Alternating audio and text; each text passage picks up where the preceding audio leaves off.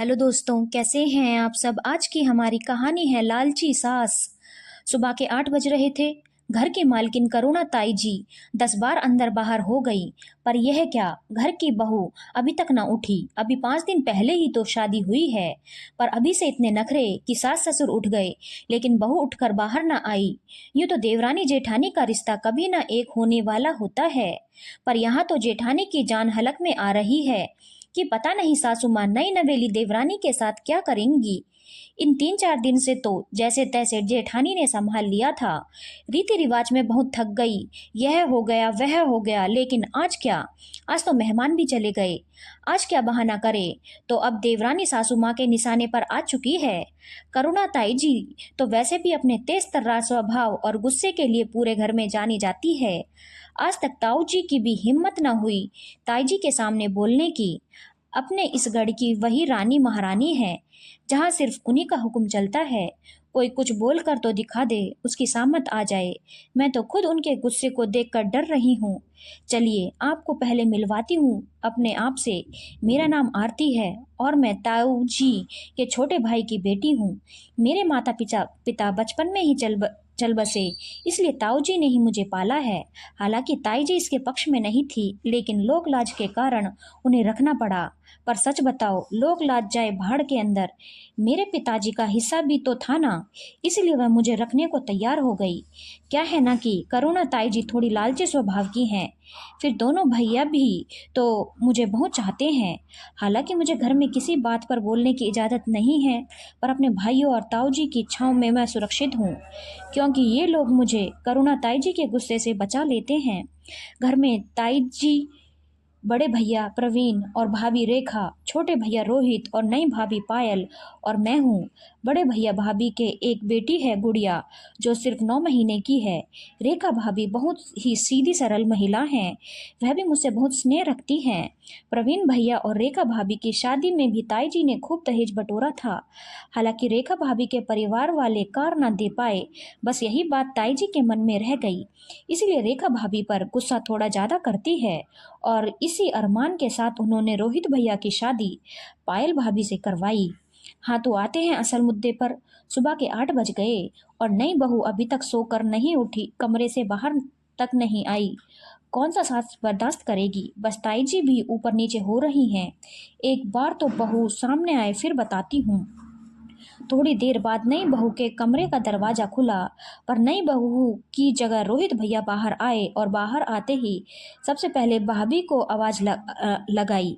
भाभी, ओ भाभी, जरा चाय तो बना दो, सिर दर्द से फटा जा रहा है तुम्हारी देवरानी का। रोहित भैया की बात सुनकर भाभी रसोई में जाने लगी। देखकर करुणा ताई जी चिल्ला पड़ी, हाँ, नौकर लगा रखे हैं ना घर में, जो महारानी आराम फरमा रही है, और तुम उसके लिए चाय बना कर ले जा रहे हो। अब तक क्यों ना उठी महारानी। अम्मा कह तो रहे हैं कि सर दर्द हो रहा है।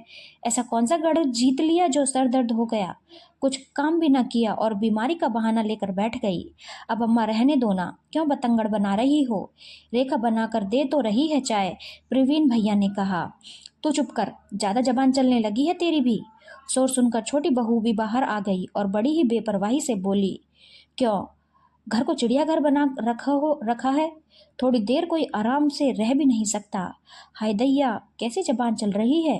घर को चिड़ियाघर कह रही है, यही सिखाया तेरे माँ बाप ने। अम्मा जी, माँ बाप ने तो बहुत कुछ सिखाया है, पर अभी थोड़ी तबीयत खराब है, इसलिए बताने का मन नहीं है। वैसे सुबह के 8 बज गए हैं, आपके घर में चाय क्या लेट बनती है। हाय राम, यह देखो आजकल की लड़कियों के लक्षण। तेरी अम्मा बाबूजी ने तेरे साथ कोई नौकरानी भेजी थी क्या, जो तेरे लिए चाय बनाएगी। घर की बहू हो तो बहू की तरह खुद जाकर चाय बनाओ। मैं क्यों चाय बनाऊंगी और क्यों घर के काम करूंगी। क्योंकि तू घर की बहू है तो तुझे तो काम करना ही पड़ेगा। इस गलत फहमी में ना रहना अम्मा जी। आपने जो जो चीज़ें मांगी हैं मेरे माँ बाप ने दे दी हैं। आपको जब इतना दहेज दिया है तो घर का काम क्यों करूंगी। दहेज कोई नाचे गाए का दिया है क्या, अपनी नाक को दिया है तेरे पिता ने, समाज में अपनी इज्जत रख दिखाने के लिए। माफ़ करना माँ जी, जो मेरे पिताजी अपनी मर्जी से देते तो वो अपनी नाक को देते, लेकिन आपने तो मांग मांग कर लिया है। शादी के ठीक 5 दिन पहले आपने कार की डिमांड कर दी।